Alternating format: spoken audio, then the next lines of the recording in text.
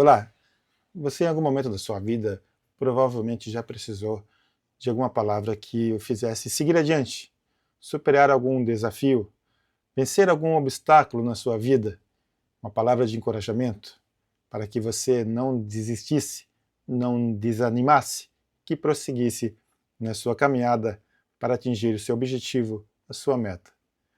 Na leitura de hoje, no vídeo de hoje, a gente vai conversar um pouco sobre isso também, baseado na leitura do nosso projeto que a gente está lendo juntos, Mateus para Todos, do eminente teólogo N.T. Wright. Projeto que a gente tem lido, e hoje a gente vai falar um pouco sobre Mateus, no capítulo 10, versículo 24 a 31, cujo título, dado pelo N.T. Wright, é Advertências e Encorajamentos. Então venha comigo, meu nome é Cláudio, seja bem-vindo ao meu canal. É um prazer estar aqui com você, compartilhar um pouco da minha vivência de fé cristã, também da leitura que a gente faz junto aqui sobre o livro Lendo os Evangelhos com o N.T. Wright, Mateus para Todos. A questão é a seguinte, né? Para você que de repente está chegando agora aqui, está vendo esse vídeo pela primeira vez, dessa série de vídeos, a gente lê o versículo aqui no livro, eu faço alguns comentários daquilo que eu já vivenciei na minha vida, a gente lê alguns trechos do que o autor diz, concordando, discordando, e a gente dialoga então com o autor, a gente traz esse conteúdo aí para vocês. Hoje, nesse assunto que a gente vai abordar aqui, tem algumas questões que eu vou estar utilizando a Bíblia de Genebra para nos auxiliar a compreender um pouquinho melhor. Claro, não é um curso de teologia, né? É apenas um bate-papo com você. Então venha comigo, vamos ler Mateus, capítulo 10, versículo 24 a 31. Advertências e encorajamentos. O discípulo não está acima do seu mestre, nem o servo do seu senhor. Basta ao discípulo ser como seu mestre, e ao servo como seu senhor. Se eles chamam ao dono da casa de Beelzebu, imagine do que chamarão sua família. Não tenham medo deles. Não há nada escondido que não venha à luz, nada secreto que não venha a ser revelado.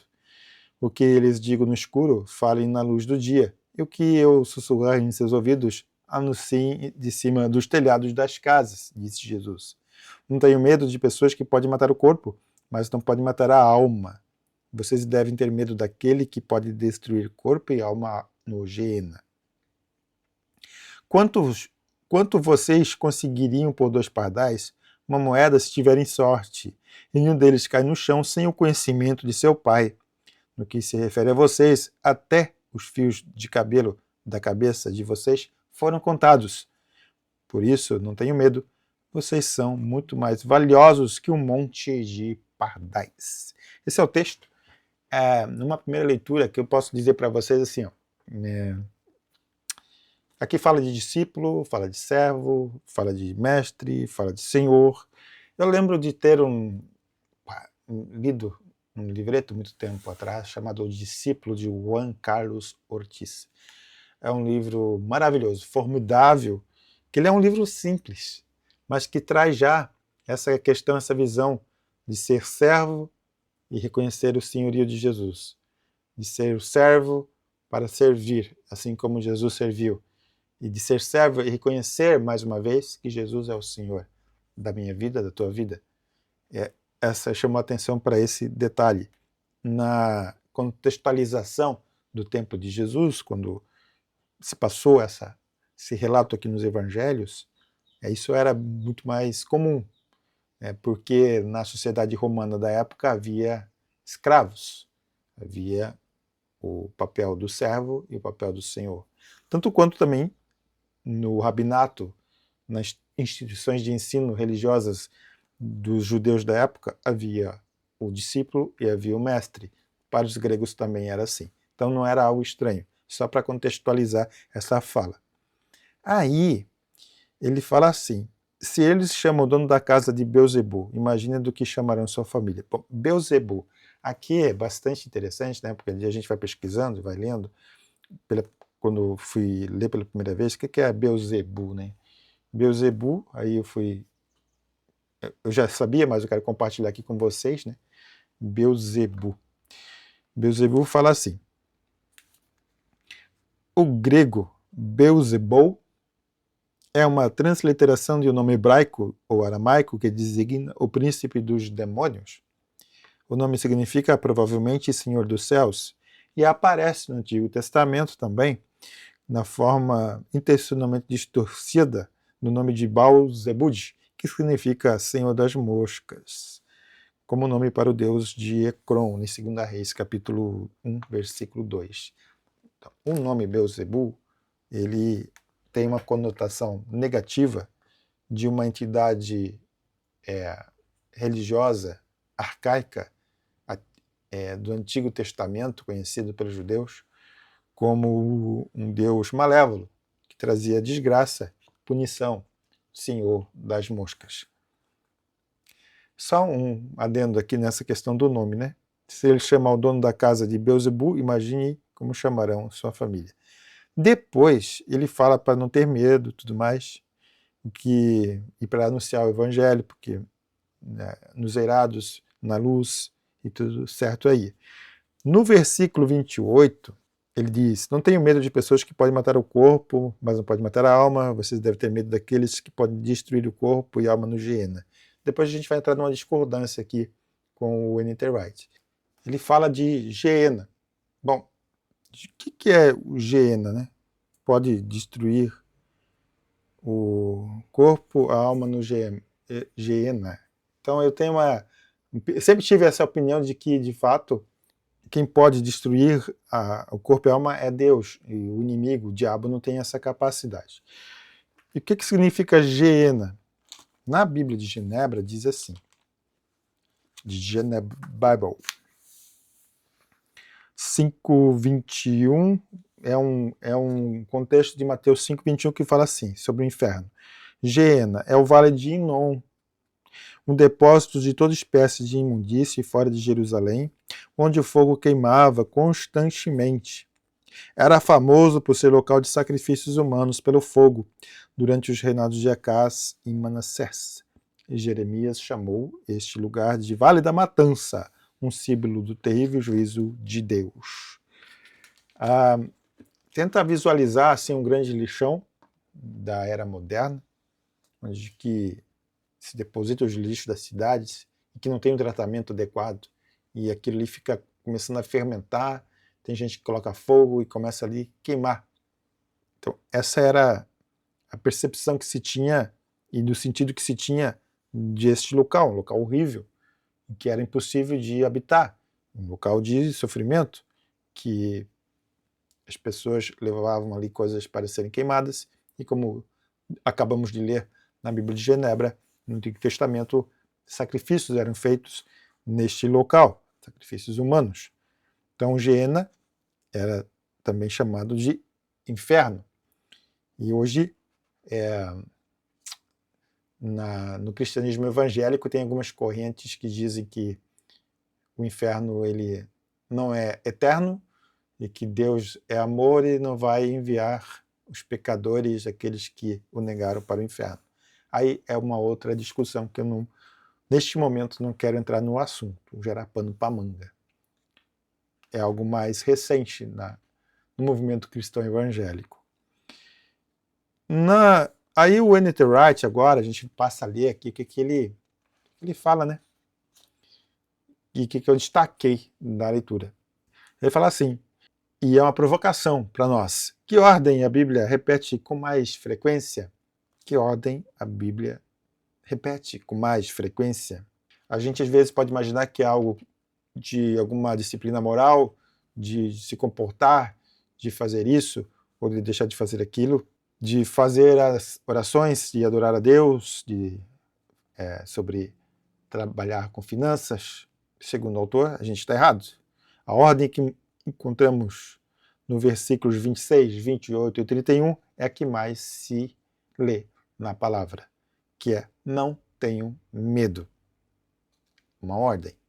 E o autor também, quero destacar aqui, fala que o primeiro motivo que ele apresenta, quer dizer, que Jesus apresenta para nós não termos medo, é que virá o tempo em que tudo será revelado.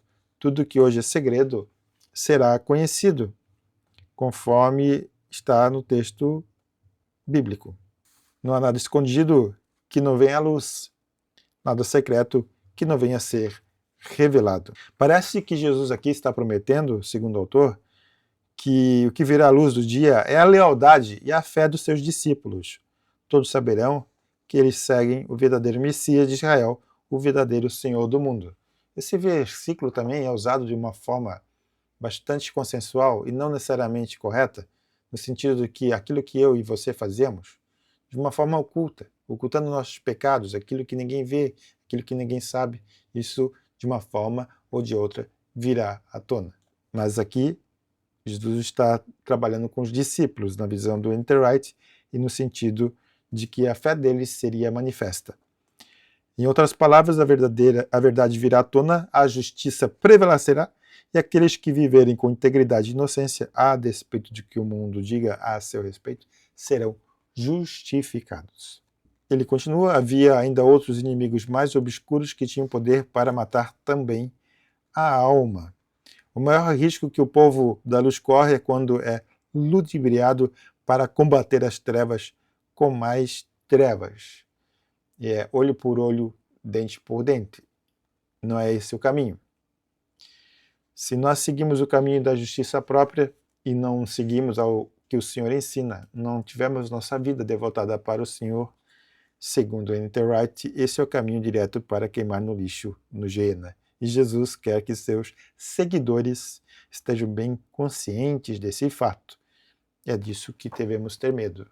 Aí, ele fala assim, é importante sermos claros. Alguns cristãos pensam que quando Jesus nos incita a temer aquele que pode destruir o corpo e a alma no inferno, esteja se referindo a Deus. Contudo, aqui é exatamente o oposto. Deus é aquele que não devemos temer. Na verdade, Deus é aquele a quem devemos confiar nossa vida, nossa alma, nosso corpo, enfim, tudo. Nessa parte, aqui eu discordo do autor. Agora, não sei se é uma tradução mal feita ou se é isso mesmo que o Enterwright quer dizer. Aí precisaria me aprofundar um pouquinho mais nas suas obras e algum outro comentário que ele faz a respeito de Mateus com maior profundidade teológica. Porque ele afirma, quando Jesus nos incita a temer aquele que pode destruir o corpo e a alma no inferno, esteja se referindo a Deus, está errado. No estudo da Bíblia de Genebra, e isso também era algo que eu interpretava, se referia de fato que quem pode destruir corpo e alma definitivamente é Deus, não o inimigo. E é claro, eu concordo com ele, que Deus é aquele a quem devemos confiar nossa vida, que nosso corpo, enfim, tudo. Não há dúvida quanto a isso. Mas também Deus é poderoso para fazer o que bem quiser, com aqueles principalmente que não o aceitarem como seu Senhor, como seu Salvador. A Bíblia fala em juízo de Deus também. E aí como é que fica? Então isso é um ponto de interrogação e de reflexão que eu trago para mim e para você. E terminando, o que o Enterwright ele comenta, no contexto atual, a mensagem é clara. Você é mais valioso que um monte de pardais. Portanto, tenha certeza de que Deus se importa com todos os detalhes da sua vida. E cuida deles, mesmo quando você enfrenta as tentações e os perigos que sempre estão à sua volta. Que essa questão aqui, que não dá para levar a ipsiliteres, né, ao pé da letra, no que se refere a vocês, até os fios de cabelo da cabeça de vocês foram contados, por isso não tenham medo. Vocês são muito mais valiosos que um monte de pardais. Nesse sentido, a gente tem a importância para Deus por conta daquilo que Jesus fez em nós. Nós terminamos essa passagem, que ela é um tanto quanto vaga, também eu concordo com isso, de Mateus capítulo 10, 24 e 31, que fala de algumas advertências e encorajamentos que Jesus traz para os discípulos. Mais uma vez, essa é a questão que eu e você, nós passamos sim por dificuldades. Se nós temos uma vida de fé, no nosso testemunho diário, na nossa vida de fé, eventualmente iremos passar também por algumas tribulações, que é para forjar nosso caráter, para também nos disciplinar e também nos tornar cada vez mais parecidos com Jesus e aprender a depender dele. Era essa hoje a nossa leitura de Mateus para Todos.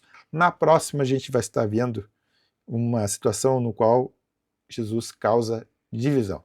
Que Deus te abençoe, que Ele te envolva com o seu Santo Espírito e que você receba dele o poder para continuar a servi-lo com alegria, com amor e com temor. Deus te abençoe e até a próxima.